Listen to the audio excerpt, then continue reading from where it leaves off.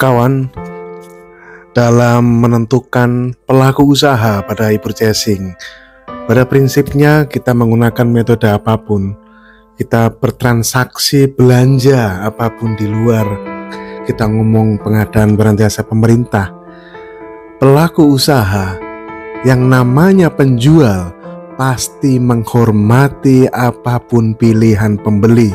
Saya sering sampaikan, utarakan ini.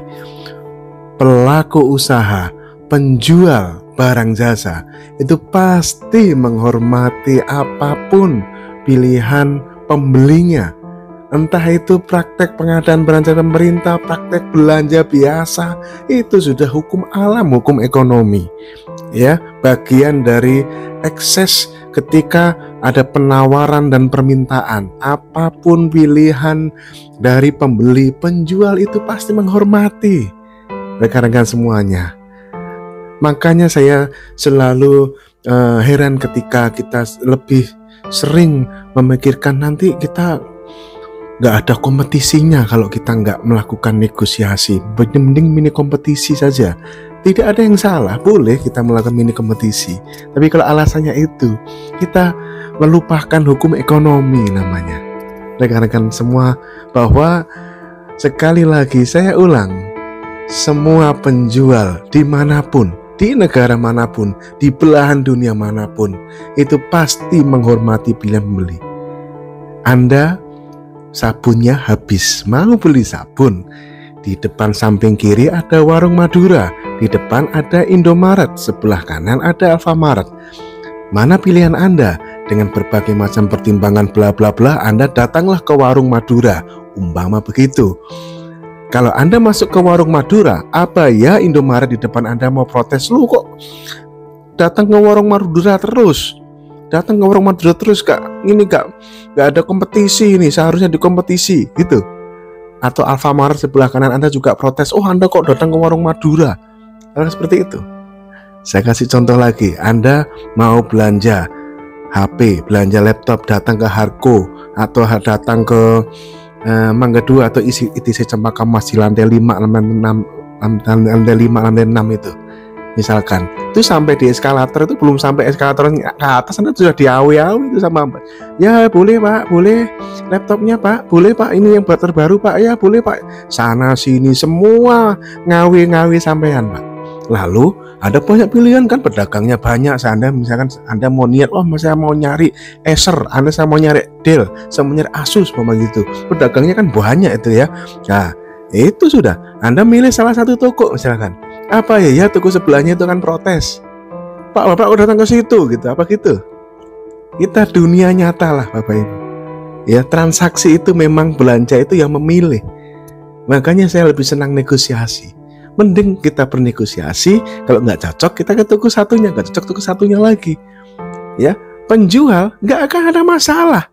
Lalu kok sering kita dengar Pak, pelaku usaha itu komplain, wah ini yang dibeli itu aja, itu pasti ada dan sebagainya. Itu bukan omongannya pelaku usaha. Saya sangat meyakini itu. Koreksi jika saya salah, Bapak Ibu. Pelaku usaha real itu, pelaku usaha nyata itu pasti menghormati pilihan pembeli. Itu sudah hukum alam. Yang suka protes itu biasanya model-model kayak broker, calo, pemborong. Mohon maaf kalau tersinggung ya Bapak Ibu ya, rekan-rekan ya. Kalau pelaku usaha itu akan menghormati, biasa aja. Ya justru mereka akan bagaimana caranya mereka bisa datang ke saya ya. Bagaimana ya, promosi apa ya, hal apa ya, dalam artian positif semuanya. Ya. Kali lagi saya ulang di video ini berkali-kali. Penjual dimanapun berada pasti akan menghormati pilihan pembeli. Toh juga dia datang ke satu toko juga belum tentu transaksi. Saya ulang, emang kalau orang itu bisa bertransaksi di purchasing negosiasi pasti deal? Oh banyak transaksi negosiasi gagal, batal, nggak jadi karena nggak deal. Banyak ya. Saya artikan deal yang artian positif. Kalau deal artian negatif, wallahu a'lam. Ya, itu adalah praktek-praktek pasar yang biasa yang sudah ada sejak zaman dulu sampai sekarang. Namanya pembeli adalah raja, berhak memilih. Kok sekarang kok malah kita terintimidasi dengan doktrin-doktrin kompetisi. Padahal kompetisi sendiri bukan prinsip pengadaan.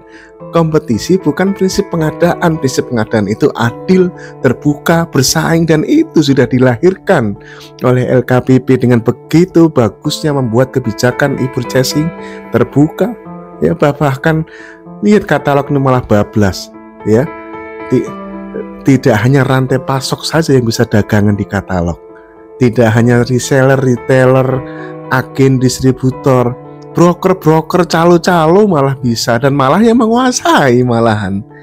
Ya, tentu biasanya ya mereka-mereka ini yang biasanya akan selalu mengatasnamakan ini monopoli ya, seperti itu.